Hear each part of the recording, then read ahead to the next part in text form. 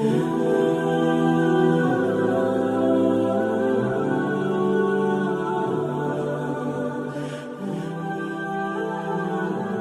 الحمد لله نحمده ونستعينه ونستغفره ونعوذ بالله من شرور أنفسنا ومن سيئات أعمالنا من يهده الله فلا مضل له ومن يضلله فلا هادي له ونشهد أن لا إله إلا الله وحده لا شريك له ونشهد أن محمدا عبده ورسوله أما بعد فإن خير الحديث كتاب الله وخير الهدي هدي محمد صلى الله عليه وسلم وشر الأمور محدثاتها وكل محدثة بدعة وكل بدعة ضلالة وكل ضلالة في النار.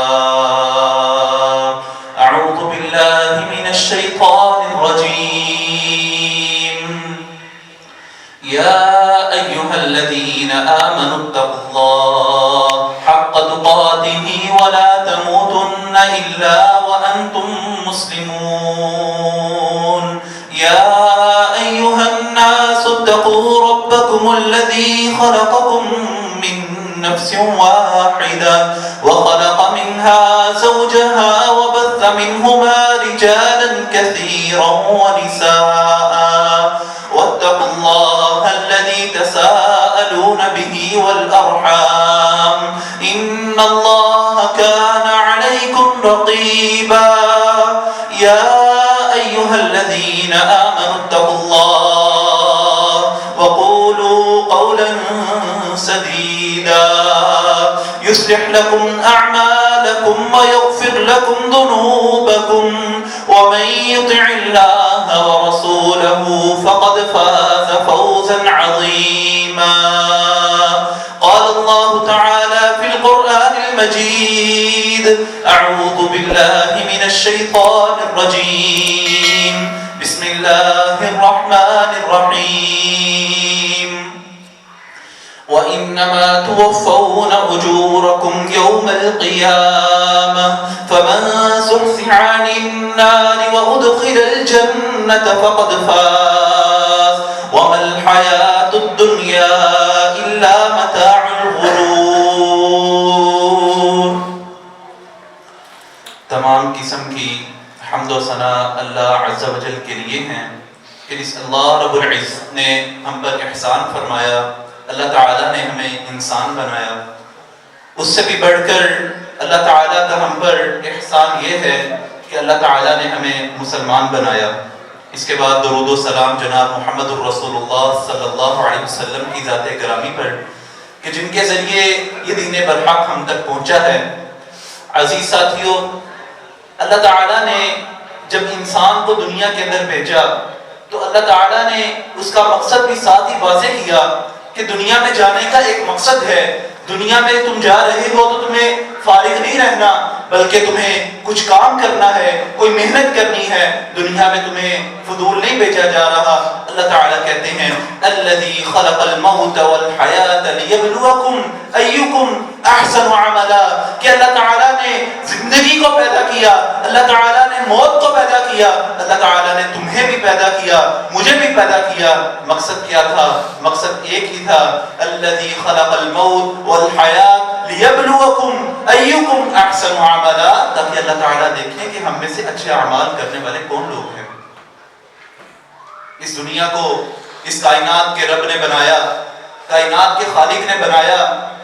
اس دنیا کو بنانے کے بعد جب محمد رسول اللہ صلی اللہ علیہ وسلم کو دنیا کے اندر بھیجا گیا، آپ کو امام الانبیاء بنا کر بھیجا گیا، تو آپ کے اوپر جو کتاب نازل کی گئی قرآن پاک، اس کتاب حکیم میں اللہ تعالیٰ نے دنیا کی ایک حقیقت کو واضح کیا. اللہ تعالیٰ فرماتے ہیں: کل نفس ذائقۃ الموت. دنیا میں آنے والے لوگ، بڑی بڑی کوٹھیاں اور بڑے بڑے بنگلے بنانے والے لوگ، اپنے آپ کو دنیا کے معاش کے اندر مصروف کرنے والے لوگ، اپنے آپ کو دنیا کی زینتوں کے اندر گم کر دینے والے لوگ، سن لو اللہ تعالیٰ ایمان والے لوگوں کو بھی مخاطب ہے، اللہ تعالیٰ ان لوگوں سے بھی مخاطب ہیں کہ جو کلمہ نہیں پڑھنے والے۔ اللہ تعالیٰ کہتے ہیں کل نفس ذائقۃ الموت، ہر شخص نے موت کا ذائقہ چکھنا ہے۔ وَإِنَّمَا تُوَفَّوْنَ أُجُورَكُمْ يَوْمَ الْقِيَامَةِ، ہر ایک کا حساب، ہر ایک کا عمل قیامت والے دن برابر کر دیا جائے گا، اس کو اس کا اجر دیا جائے گا۔ دنیا میں جو تم کامیابیاں تلاش کرتے ہو، تم سمجھتے ہو کہ دنیا کی کامیابی بہت بڑی کامیابی ہے، کائنات کے رب نے، رب العالمین نے اصل کامیابی کا ذکر کیا، فرمایا فَمَنْ زُحْزِحَ عَنِ النَّارِ وَأُدْخِلَ الْجَنَّةَ فَقَدْ فَازَ۔ جان لو، حقیقت کو سمجھ لو، کائنات کا رب خود کہتا ہے فَمَنْ زُحْزِحَ عَنِ النَّارِ، کہ جو آگ سے بچا لیا گیا، وَأُدْخِلَ الْجَنَّةَ فَقَدْ فَازَ، اور جنت میں داخل کر دیا گیا، اصل کامیابی یہی ہے۔ یہ کیسے ممکن ہے کہ ہم دنیا کے اندر کوئی پراپرٹی خریدیں، دنیا کے اندر کوئی بنگلہ خریدنے جائیں، دنیا میں کوئی چیز لینے جائیں، اور چیز بنانے والا آج کل گیجٹس کا، اینڈرائیڈ کا، لیپ ٹاپ کا، آئی فون کا دور ہے، ہم کوئی چیز مارکیٹ سے خریدنے جائیں اور بنانے والا اس کمپنی کا مالک کہتا ہے کہ ہم نے یہ چیز بنائی لیکن اس کے اندر فالٹ ہے، تم اس کو نہ خریدو۔ کون عقل مند ہوگا جو اس چیز کو خریدے گا؟ کہا بھی جائے گا کہ یہ چیز بیکار ہے، تم اس کے اندر نہ پڑو۔ کون عقل مند ہوگا کہ پیسہ خرچ کے، بے شک ہم پیسے خرچے، اس چیز کو خریدے گا؟ کائنات کے رب نے کہا، کائنات کے رب نے دنیا کو بنایا اور ساتھ ہی کہہ دیا وَمَا الْحَيَاةُ الدُّنْيَا إِلَّا مَتَاعُ الْغُرُورِ، یہ دنیا جو ہے وہ دھوکے کا سامان ہے۔ اللہ کے نبی صلی اللہ علیہ وسلم اپنے صحابی کو نصیحت کرتے ہیں کن فی الدنیا کأنک غریب او عابر السبیل، کہ دنیا میں تم نے زندگی گزارنی ہے تو ایک مسافر کی طرح کہ جو چلتا جا رہا ہے، اس کا مقصد جو ہے وہ وہاں پہ بہت لمبا قیام نہیں ہے بلکہ ایک رات کا قیام ہے، کچھ وقت کا، کچھ لمحات کا قیام ہے۔ اس طرح تم نے دنیا کے اندر زندگی گزارنی ہے۔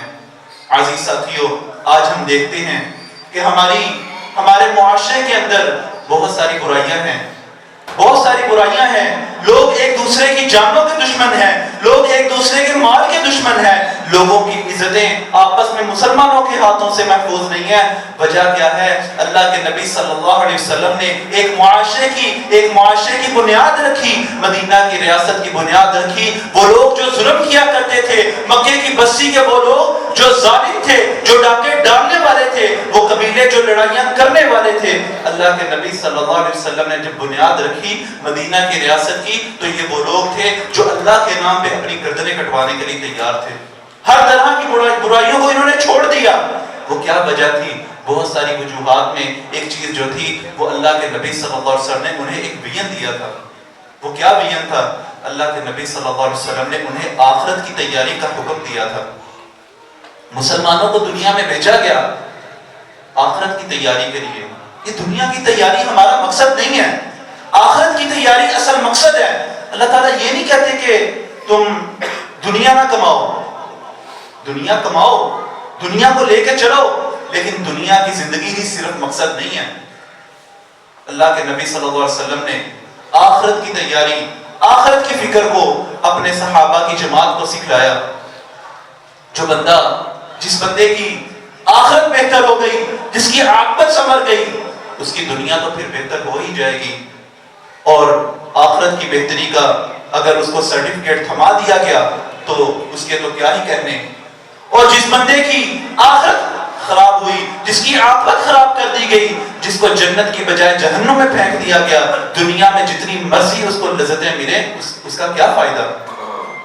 تو عزیز ساتھیو، اللہ کے نبی صلی اللہ علیہ وسلم نے جو جماعت تیار کی اس کو آخرت کی تیاری کے اوپر لگایا۔ اللہ تعالیٰ یہ نہیں کہتے کہ تم صرف آخرت کی فکر کرو، قبر میں جانے والا وہ شخص جو قبر میں جا رہا ہے اس کے پاس کیا چیز ہے؟ جو قبر میں جا رہا ہے وہ کیا خالی ہاتھ دنیا میں اس کے پاس کچھ نہ تھا کہ وہ قبر میں جا رہا؟ قبر میں جانے والا ایسا شخص ہے کہ جب قبر میں جاتا ہے تو کئی جوڑے پیچھے اپنے کپڑوں کے چھوڑ کے جاتا ہے۔ قبر میں جانے والا شخص ایسا نہیں ہے کہ اللہ تعالیٰ نے اس کو دنیا میں کچھ نہیں دیا۔ قبر میں جانے والا شخص کئی لاکھ کا مالک ہے۔ اللہ تعالیٰ دنیا میں دیتے ہیں.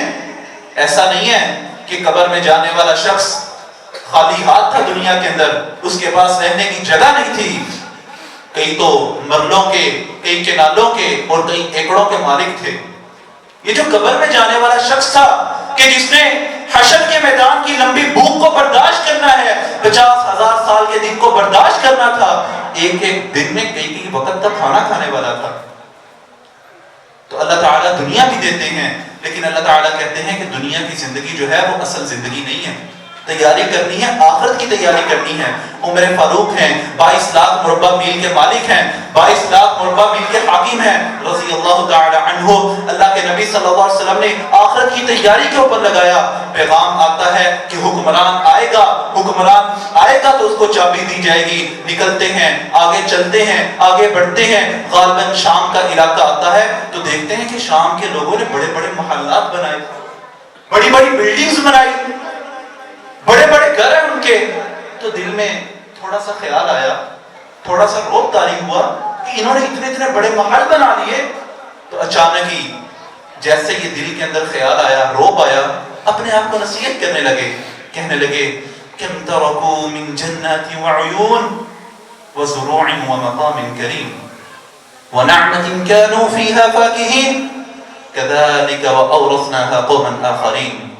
اللہ تعالیٰ قرآن پاک میں کہتے ہیں، عمر فاروق رضی اللہ تعالی عنہ اپنے آپ کو نصیحت کرتے ہیں، بڑے بڑے محلات کو، بڑی بڑی بلڈنگز کو دیکھ کے آج ہمارے وہ لوگ جو دین پہ چلنا چاہتے ہیں لیکن دنیا ان کی ٹانگیں کھینچتی ہے، وہ حلال کی روزی کمانا چاہتے ہیں لیکن جو ہے وہ جہاں پہ بھی جاتے ہیں بے ایمانی، کرپشن، رشوت ان کے سامنے ایک بند باندھ کے کھڑی ہوتی ہے.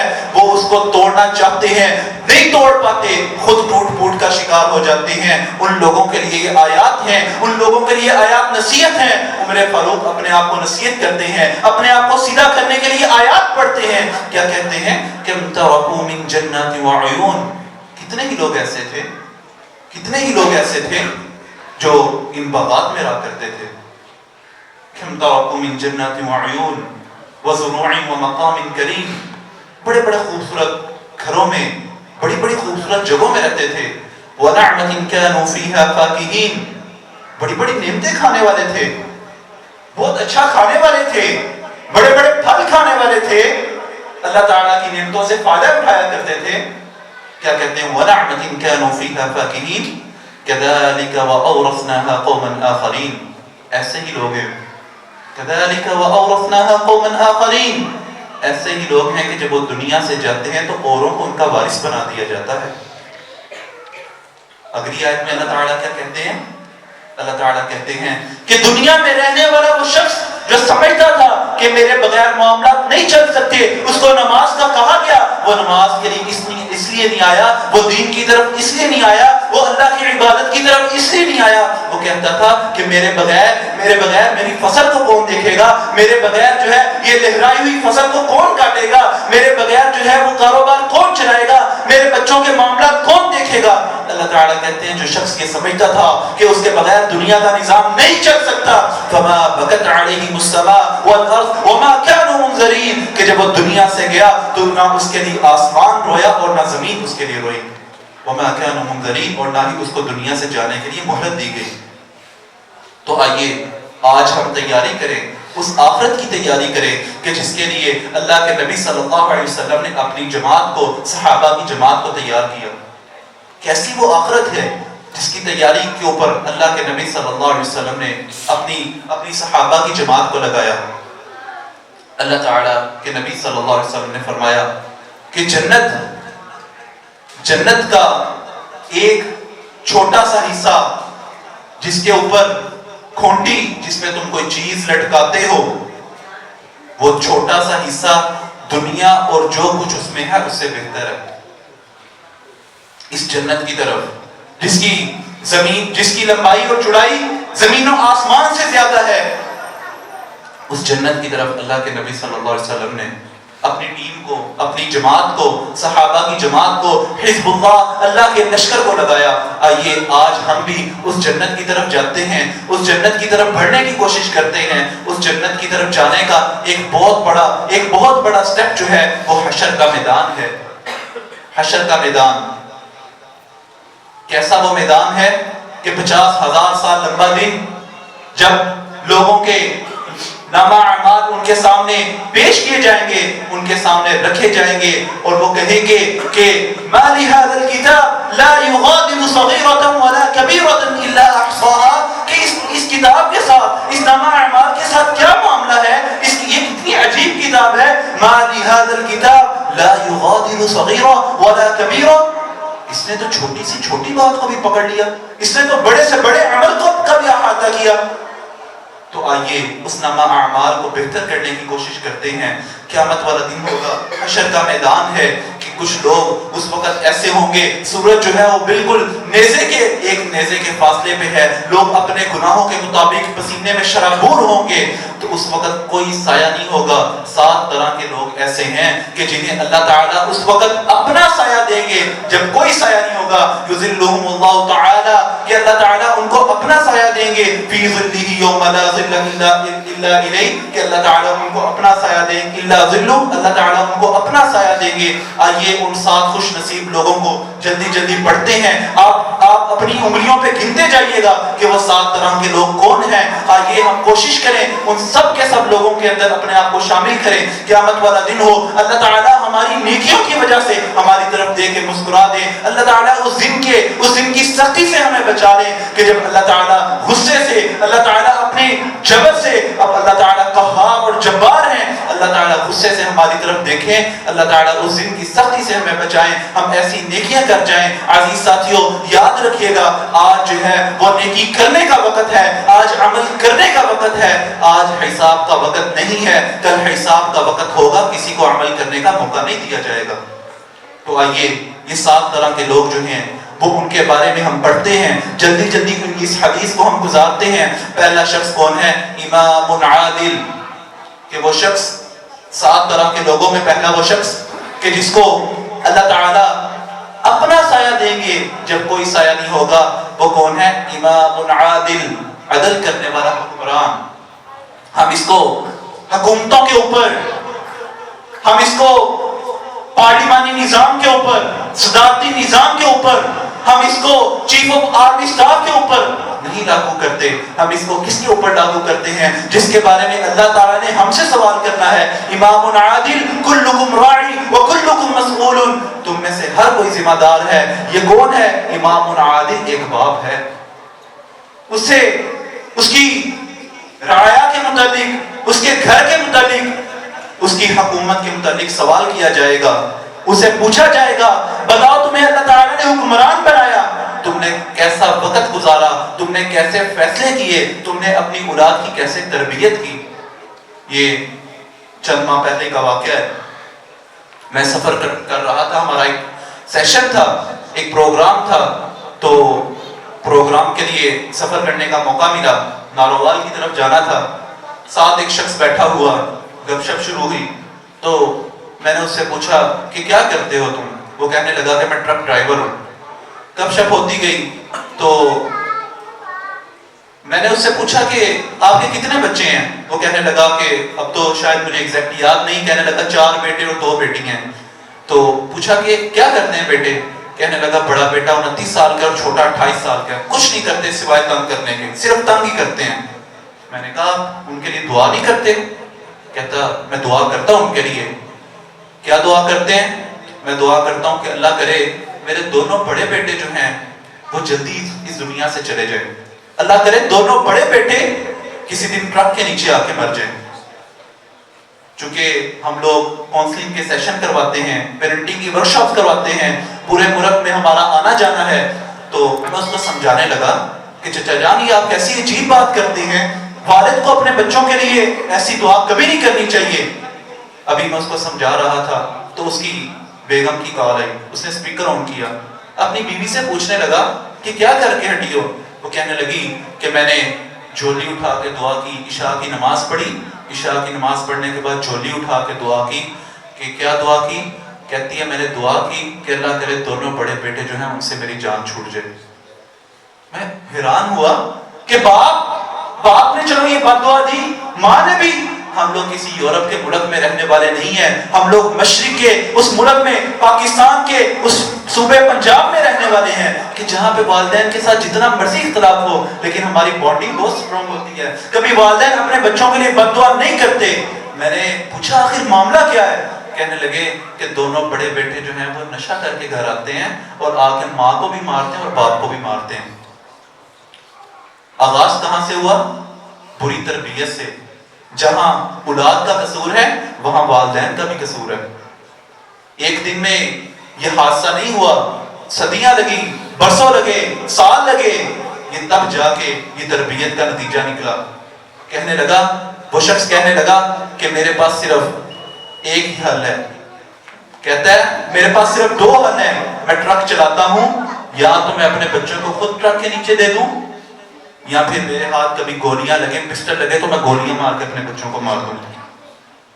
تو عزیز ساتھیو، پہلا کام امام عادل، عدل کرنے والا حکمران، عدل کرنے والا باپ، اچھی تربیت کرنے والا باپ، اس کو اللہ تعالیٰ اس وقت سایہ دیں گے جب کوئی سایہ نہیں ہوگا اور اللہ تعالیٰ اپنا سایہ دیں گے. آئیے ہم یہ اس بات کا جذبہ اپنے اندر بٹھائیں، ہم فکر کریں کہ والدین اگر ہیں تو والدین نے اپنی اولاد کی اچھی تربیت کرنی ہے.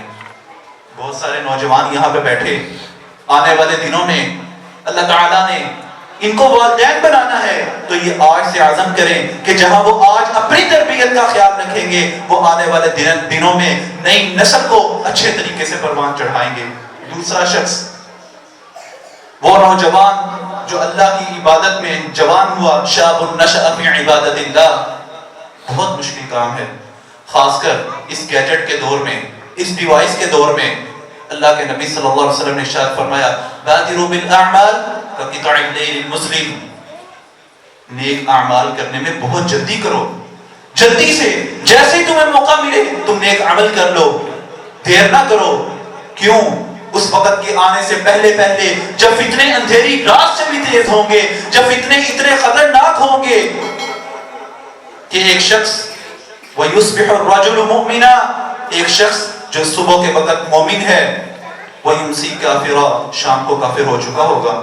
صبح کے وقت لوگوں کے ساتھ اٹھا بیٹھا، صبح کے وقت لوگوں کے ساتھ ملا، بڑا نیک، عبادت کرنے والا، اللہ تعالیٰ کی بندگی کرنے والا، لیکن رات جیسی تنہائی کے اندر گیا اس موبائل نے اس کے ایمان کو ختم کر دیا.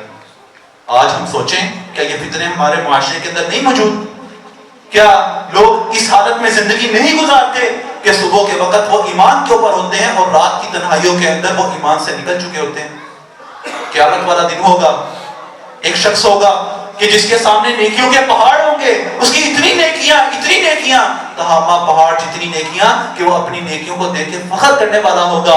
لیکن کیا کیا جائے گا؟ اس کی نیکیوں کو بہا دیا جائے گا، اس کی نیکیوں کو ضائع کر دیا جائے گا. کون ہوگا وہ بدنصیب؟ ایسا شخص جو لوگوں کے سامنے بہت نیک تھا لیکن اس کی تنہائیاں جو ہیں وہ نافرمانیوں گناہوں کے اندر تھی، فسق و فجور کے اندر تھی. اس کی نیکیوں کو پہاڑوں جتنی نیکیوں کو ضائع کر دیا جائے گا.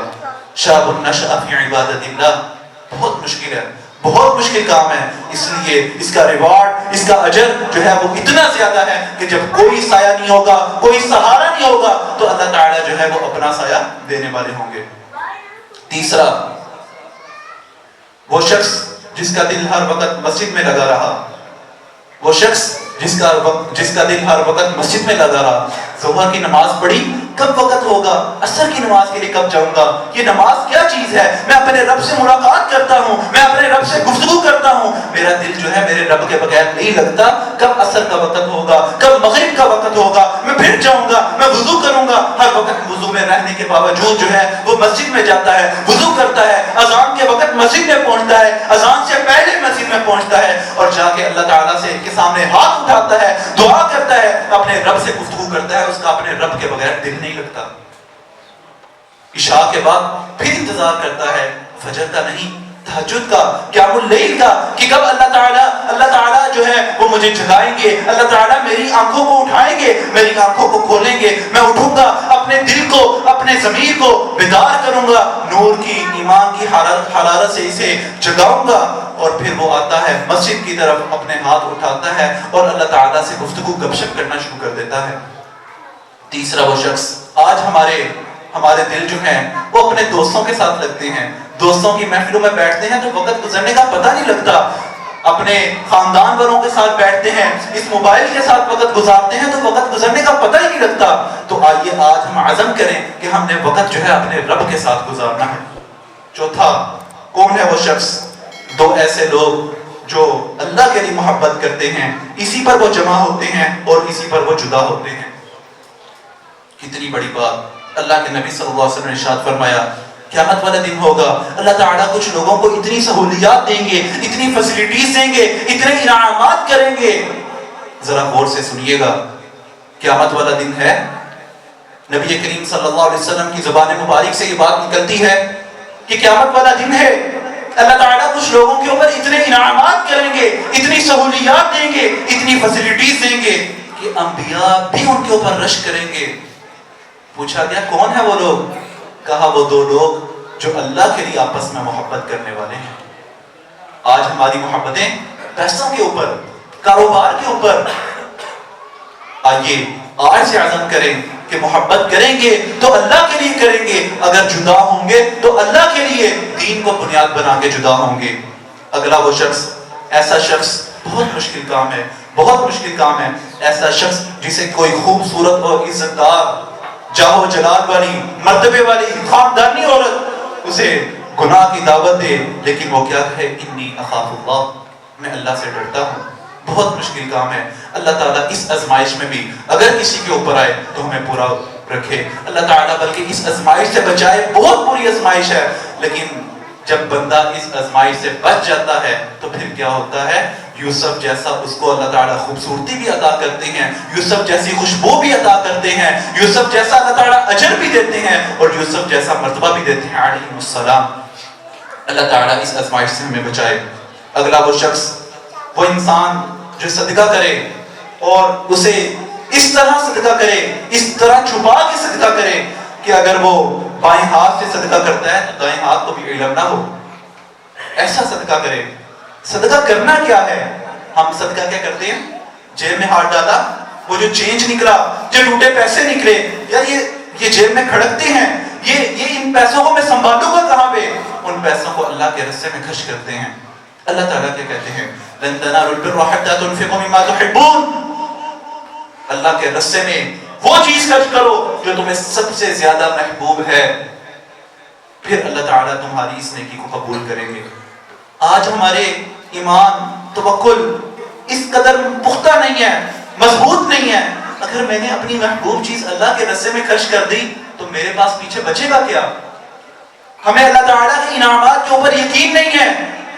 یقین جانیے، اگر ہم اللہ کے راستے میں اپنی محبوب چیز خرچ کریں گے تو اللہ تعالیٰ ریوارڈ، انعام وہاں سے دیں گے جہاں سے ہم سوچ نہیں سکتے۔ ہمارے ایک استاد کہنے لگے کہ میری بیٹی نے مجھے کہا ابا جان میں عمرہ کرنا چاہتی ہوں، میرا دل کرتا ہے کہ میں اللہ کا گھر دیکھوں، میں کعبۃ اللہ کا دیدار کروں۔ کہتے میں نے اس کو کہا بیٹا میرے پاس پیسے نہیں ہیں، تمہیں پتا تمہارے بابا کے پاس اتنے پیسے نہیں ہیں، تم پیسے جمع کرو اور جب پیسے جمع ہو جائیں گے تم اللہ تعالیٰ کا گھر دیکھنے چلے جانا۔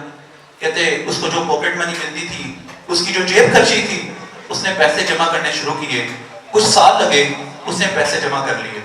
غالباً 2011 کا وقت تھا، پاکستان کے ایک علاقے میں سیلاب آ گیا۔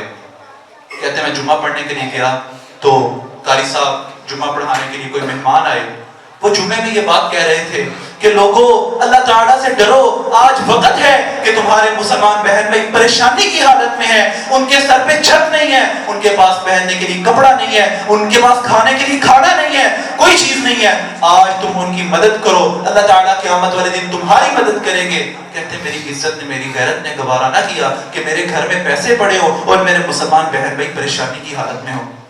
کہتے میں اپنی بیٹی کے پاس گیا، اس کو جا کے یہ بات بتائی۔ سبحان اللہ، کیا تربیت تھی! فکر کس کی؟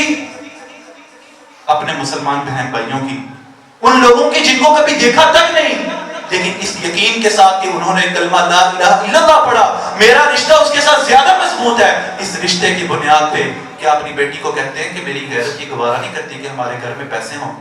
تربیت کتنی شاندار!